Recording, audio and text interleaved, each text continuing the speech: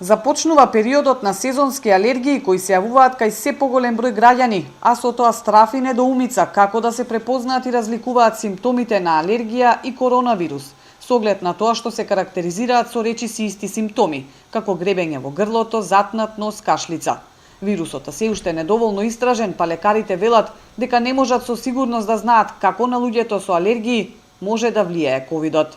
Еве пролета ќе цутат сите, зеленилата, цветината и немаме уште, сега ќе гледаме какви ќе ни бидат моментиве со алергични луѓе наполени на такви работи и ковид, дали ќе имат некој дополнително влошување.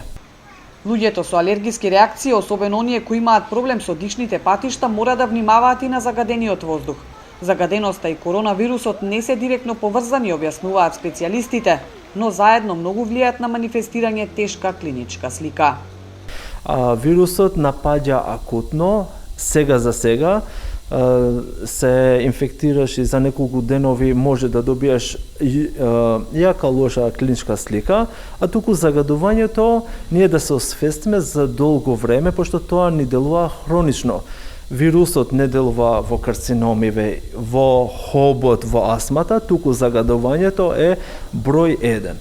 Докторите советуваат луѓето со алергии да ја земаат редовно антихистаминската терапија. Доколку пак таа не делува, а се јави и температура која е карактеристична само за коронавирусот, веднаш да побараат лекарска помош.